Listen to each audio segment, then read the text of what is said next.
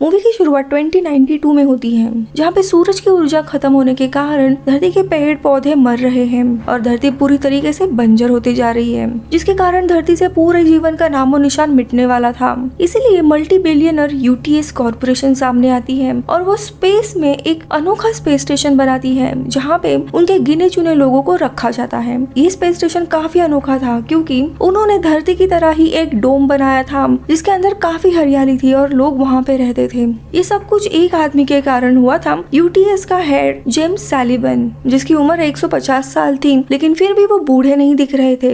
यहाँ पे कुछ रिपोर्टर सैलिवन से मिलने के लिए आते हैं, उसके अगले प्रोजेक्ट यानी मार्स प्रोजेक्ट की जानकारी लेने के लिए। सैलिवन रिपोर्टर्स को बताता है कि उन्होंने एक टेक्नोलॉजी के जरिए मार्स को एक ग्रीन प्लैनेट में बदल दिया है। जल्द ही सारे इंसान वहाँ पे शिफ्ट हो सकते हैं और आने वाले 4 दिनों में वो इसकी अनाउंसमेंट भी करेगा। यहाँ पे सैलिवन का नजरिया अगर देखते हैं तो उसे इंसानों पे काफी गुस्सा था, क्योंकि उसके अनुसार इंसानों ने कुदरत और धरती का बहुत बड़ा नुकसान किया है। पोल्यूशन, पेड़ तोड़ना, ये सारी चीजें करके आज धरती नष्ट होने वाली है। इसीलिए उसने अपने गिने चुने लोगों को ही इस स्पेस स्टेशन में लाया था और 90% लोग अभी भी धरती पे रह रहे थे।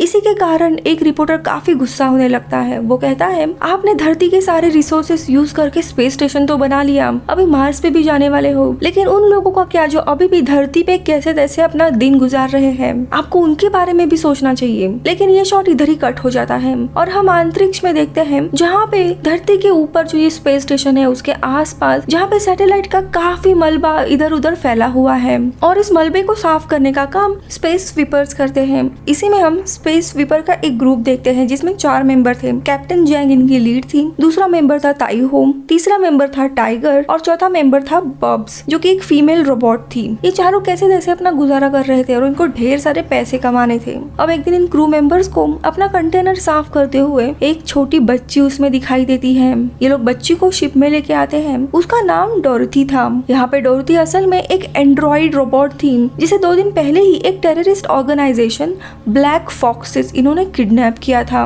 और डोरथी के अंदर एक हाइड्रोजन बॉम्ब इंस्टॉल किया गया था जो कभी भी फट सकता है। अब ये बात इनको पता लगती है तो वो लोग काफी डर जाते हैं। इसी दरम्यान ताइहो को उस लड़की के बैग में सैटेलाइट फोन मिलता है और इस फोन से कई सारे कॉल किए गए थे डॉक्टर कैंग नाम के व्यक्ति को।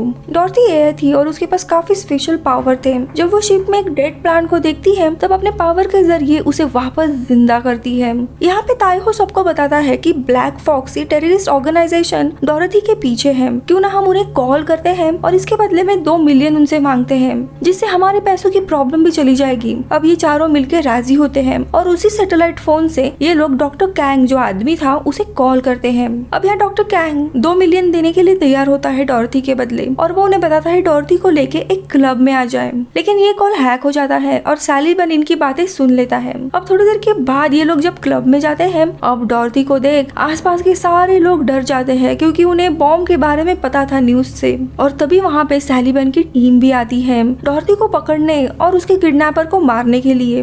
और ये लोग डॉरथी को मारने ही वाले थे, लेकिन तभी ताइहो वहाँ पे आता है और डॉरथी को वहाँ से भगा के लेके जाता है। सैलिवन की टीम इन सब पे हमला करती है, लेकिन डॉरथी अचानक से टाइगर और ताइहो के आसपास एक फोर्स फील्ड तैयार करती है, जिसके कारण ये सब लोग ब्लास्ट से बच जाते हैं और वहाँ से भागने में कामयाब होते हैं। यहाँ पे हम यूटीएस के हेडक्वार्टर में देखते हैं। अब इस हादसे के कारण सैलिवन को काफी गुस्सा आया था। उसकी एक मीटिंग चल रही थी और यहाँ पे हमें रिवील होता है कि ऐसी कौन सी टेक्नोलॉजी है जिससे इन्होंने मार्स को एक ग्रीन प्लैनेट बना दिया है। इस टेक्नोलॉजी को नैनोबॉट्स कहते हैं। इसके जरिए कोई भी नॉर्मल प्लांट एक सुपर प्लांट में कन्वर्ट हो सकता है, जिसमें एक साधारण पेड़ मार्स के एनवायरनमेंट वहाँ की मिट्टी से अनुकूल होके कुछ ही दिनों में बहुत बड़ा पेड़ बन जाता है, सूरज के रोशनी बिना, जिससे ऑक्सीजन की कमी नहीं होती। इस टेक्नोलॉजी को नैनोबॉट्स कहते हैं।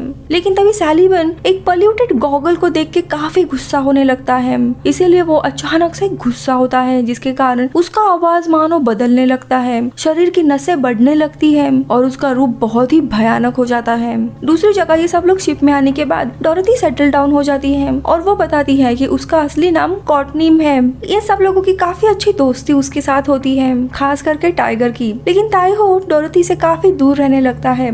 तभी बब्स जो कि एक रोबोट थी वो उसका मेकअप करने लगती है और उसे ताइहो का बैकग्राउंड बताने लगती है। कुछ सालों पहले ताइहो एक स्पेस गार्ड था और इलीगल इमिग्रेंट्स को वो मार डालता था। अब एक दिन ऐसे ही वो एक परिवार को मारता है। उसे एक छोटी बच्ची मिलती है, इसीलिए वो खुद उस बच्ची को अपने पास रखता है, उसका पालन पोषण करता है।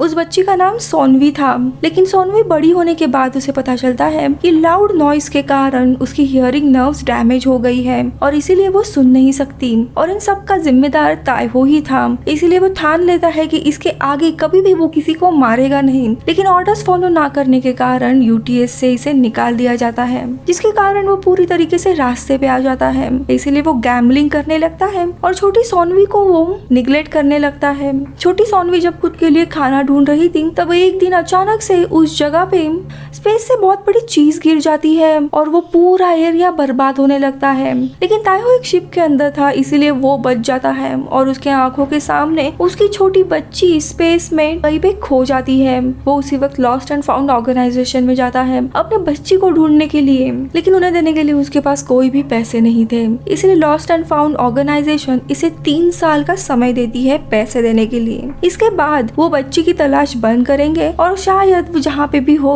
उसे बाकी मलबे की तरह कहीं और फेंक दिया जाएगा। यही कहानी थी ताइहो की। इसीलिए ताइहो को पैसे की काफी जरूरत थी अपने बच्ची को वापस लेने के लिए, और इसी के कारण से वो डॉर्थी के साथ कोई भी बॉन्डिंग नहीं कर रहा था। यहाँ पे हम सैलीबैन के ऑफिस में देखते हैं, उसने उस रिपोर्टर को अपने कब्जे में ही रखा था, और यहाँ पे हमें सैलीबैन का अतीत पता लगता है। जब वो खुद 6 साल का था, तब उसके पूरे फैमिली को एक टेररिस्ट ग्रुप ने मार डाला था।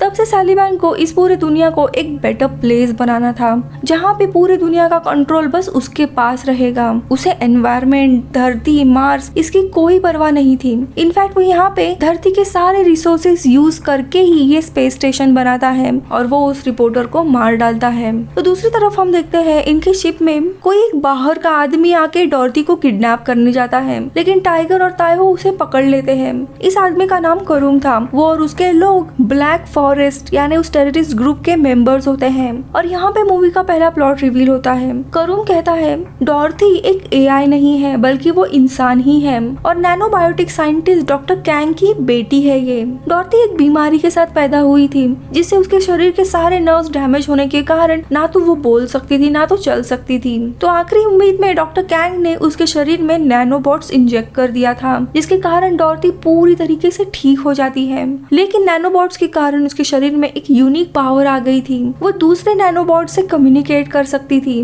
कई सारी चीजों को वो ठीक कर सकती थी। लेकिन जब ये बात सैलीबैन को पता लगी तो उसने डॉर्थी का इस्तेमाल करके पूरे मार्स को एक ग्रीन प्लैनेट में बदल दिया, ना कि अर्थ को। वो आगे बताता है कि ब्लैक फॉक्स ये टेररिस्ट ग्रुप नहीं बल्कि एक एनवायरमेंटलिस्ट थे। जब उन्हें पता लगा मार्स को ग्रीन प्लैनेट बना दिया है, तब वो उसके खिलाफ हुए और उसे सवाल पूछने लगे कि तुम अर्थ को क्यों नहीं ठीक कर रहे हो। इसीलिए सैलीबैन ने उन्हें स्पेस गार्ड के जरिए मारना चाहा और मीडिया का इस्तेमाल करके इन्हें टेररिस्ट घोषित कर दिया।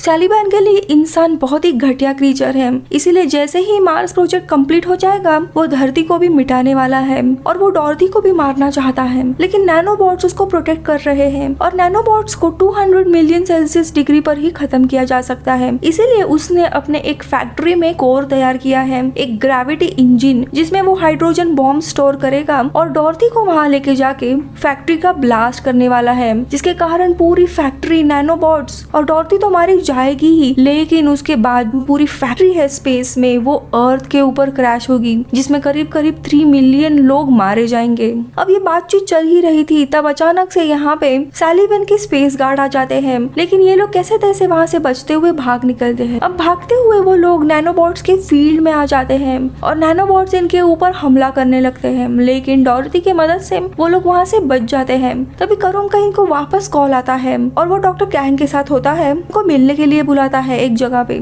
अब ये सब लोग वहाँ पे जाते हैं जहाँ पे हम डॉक्टर कैंग को भी देखते हैं। ये लोग डॉर्थी को वापस डॉक्टर कैंग को देने ही वाले थे, लेकिन तभी वहाँ पे सैलीबैन अपने रोबोट को लेके आता है और ब्लैक फॉक्स के सारे मेंबर्स को वो मार देता है, इंक्लूडिंग डॉक्टर कैंग, और इन चारों को भी पकड़ता है। लेकिन कैप्टन जैंग ने अपने दांतों में एक माइक्रोकेमिकल बॉम्ब छुपा के रखा था जिसे वो एक्टिवेट करती है, लेकिन सैलीबैन को ये चीज पहले से ही पता होती है, इसीलिए वो उसके मुंह से बॉम्ब निकालकर डिफ्यूज कर देता है। कैप्टन जैंग सैलीबैन की ही स्किल्ड इंजीनियर थी, लेकिन बाद में वो सैलीबैन के खिलाफ हो गई और सैलीबैन को मारने की कोशिश की थी, लेकिन कामयाब ना हो सकी। इसीलिए वो यूटीएस से बचने बचते हुए हर साल अपनी आइडेंटिटी बदल के कहीं ना कहीं रह रही थी। अब इसी केओस में सैलिवन ताइहो को एक ऑफर करता है कि वो उसे $2 मिलियन देने के लिए तैयार है ताकि वो अपनी बेटी को बचा सके। इसके बदले में उसे डॉर्थी को देना होगा। ताइहो को अपने बेटी को बचाना था, इसलिए ना चाहते हुए भी वो पैसे अपनाता है और डॉर्थी को उसके पास देता है। फिर सैलिवन डॉर्थी को लेके इन सब को वहीं पे छोड़ के चला जाता है, लेकिन ये पैसे कैप्टन जैंग, टाइगर और बब लेने से इनकार कर देते हैं क्योंकि उन्हें कैसे भी डॉर्थी को बचाना था। अब ये सुनते ही ताइहो वहाँ से निकल जाता है लॉस्ट एंड फाउंड ऑर्गेनाइजेशन में, जहाँ पे उसे अपनी बेटी का बचा कुचा सामान मिलता है, जिसे देख वो काफी रोने लगता है और उसे सॉनवी की एक बुक मिलती है जिसमें उस बच्ची ने लिखा हुआ था कि मुझे एक दिन अपने ही पापा की तरह अच्छा इंसान बनना है, दूसरों की मदद करनी है। ये सुनते ही वो पूरी तरीके से टूट जाता है और पैसे लेके वापस शिप पे आ जाता है, उनसे माफी मांगता है और वो डॉर्थी को बचाने का फैसला करता है। अब ये सब लोग मिलकर फैक्ट्री जाने के लिए निकलते हैं। फैक्ट्री आने के बाद जैंग बॉम्ब को डिफ्यूज करने की कोशिश करती है, लेकिन बॉम्ब डिफ्यूज नहीं हो सकता था। वो बताती है कि ये हाइड्रोजन बॉम्ब के फटने से क्रिप्टोनिक वेव्स पैदा होंगे जिसका रेडियस 5000 किलोमीटर होता है, जिससे सारे नैनोबॉट्स मारे जाएंगे। अगर नैनोबॉट्स मर गए तो डॉर्थी वापस पहले जैसे बीमार होगी और वो भी इस दुनिया से चली जाएगी। और तो और इन सब से इतना नुकसान होगा कि धरती भी क्रैश हो जाएगी, उसे भी बचा नहीं पाएंगे। अब अगर किसी भी हालत में इन सारी चीजों को रोकना है तो इस बॉम्ब को उन्हें 5000 किलोमीटर दूर लेके जाना होगा। तभी वहाँ पे सैलिवन के कुछ लोग आते हैं और टाइगर उनसे काफी लड़ता है और उसे मार डालता है। अब ये लोग डॉर्थी और उस बॉम्ब को लेकर वहाँ से निकल जाते हैं। अटैकर ड्रोन्स इनके ऊपर हमला करते हैं, लेकिन तभी कैप्टन जैंग इमरजेंसी चैनल को ऑन करती है और सारे स्पेस स्वीपर से मदद मांगती है और उन्हें सैलिवन की सारी हकीकत बता देती है। इसीलिए सारे लोग अपनी अपनी शिप लेके इनकी मदद करने के लिए आते हैं और सारे ड्रोन्स को ये लोग मार गिराते हैं। जैसे ही वो लोग ऑर्बिट क्रॉस करने ही वाले होते हैं, लेकिन सैलिवन वहाँ आता है और इनके ऊपर अटैक करने लगता है, लेकिन उसे उस शिप में डॉर्थी नहीं दिखाई देती। और तभी पता चलता है कि असलियत में कैप्टन ने डॉर्थी को अपने किसी दूसरे स्पेस स्वीपर के दोस्त के शिप में छोड़ दिया था जब कैप्टन जैंग ने सबसे मदद मांगी थी तब। और अभी उनके शिप में सिर्फ कोर बॉम्ब है जो वो धरती से दूर लेके जाना चाहती है, लेकिन उन्हें यह पता था कि ये बॉम्ब इनके ही शिप में अगर ब्लास्ट होता है तो इन सब की जान जाएगी। तभी ये चारों भी अपने दोस्ती को आखिरी बार गुड बाय करते हैं और ये सब कुछ देख सैलिवन काफी गुस्सा हो रहा था क्योंकि उसकी शिप भी इनसे नजदीक थी, अगर ब्लास्ट होता है तो वो भी उसमें मारा जाएगा। अब देखते ही देखते बहुत बड़ा ब्लास्ट हो जाता है जिसमें सैलिवन मारा जाता है। अब वो बॉम्ब दूर होने के कारण नैनोबॉट्स और डॉर्थी दोनों भी बच जाते हैं और नैनोबॉट्स की मदद से डॉर्थी इन चारों को भी बचा लेती है। मूवी के अंत में हम देखते हैं बब रोबोट जो कि फीमेल थी, उसने लड़की की सिंथेटिक स्किन लगा के वो काफी खूबसूरत दिख रही थी। इन लोगों ने एक नई शिप ली थी। डॉर्थी अक्सर धरती पे जाके पेड़ पौधों को जिंदा करती थी, जिसके कारण धरती का एनवायरनमेंट भी अच्छा होने लगता है। पूरे मूवी में हमें लगता है ताइहो अपने बेटी को ढूंढने की कोशिश कर रहा है, लेकिन उसकी बच्ची उसी एक्सीडेंट में मारी गई थी। उसे उसका शव चाहिए था, इसीलिए वो पैसे इकट्ठा कर रहा था कि उसे आखिरी बार देखे। फिर डॉर्थी की मदद से वो सॉनवी का एक रिफ्लेक्शन क्रिएट करती है और ताइहो को उससे गुड बाय करने का एक मौका देती है और मूवी इधर ही खत्म होती है। अब मैं मिलूंगी आपसे अगले वीडियो में, तब तक के लिए बाय बाय।